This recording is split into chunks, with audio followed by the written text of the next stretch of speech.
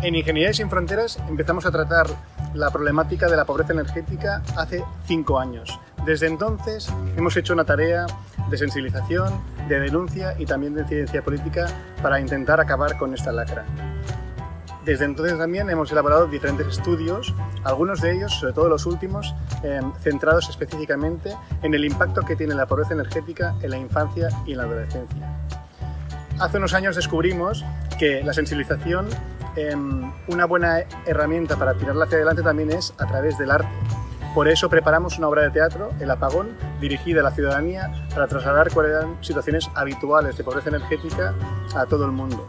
Y la hemos llevado a centros cívicos y otros espacios municipales para sensibilizar a la población.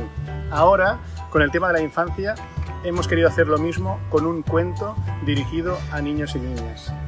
En este cuento, que nace de un proceso colaborativo con la Alianza contra la Pobreza Energética, familias afectadas por pobreza energética y también el testimonio de familias de la Cañada Real nos sirvieron para crear de forma colectiva la historia y el texto de este cuento que finalmente pudimos publicar en 2021 gracias a un goteo. Ahora este cuento queremos que llegue a todos los rincones y pueblos de Cataluña y por eso nos presentamos a esta edición del Germinador Social para poder conseguir financiación para una gira de cuentacuentos que lleve esta historia a los niños y niñas de las ciudades y pueblos del territorio catalán.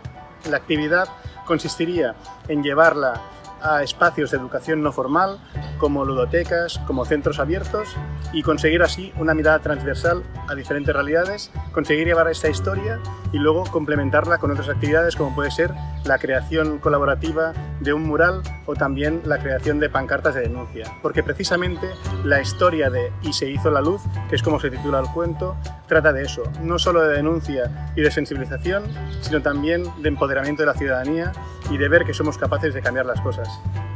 Si te apetece ayudarnos con esto y que los niños y niñas de Cataluña puedan disfrutar de esta preciosa historia, vótanos en esta edición del Germinador Social.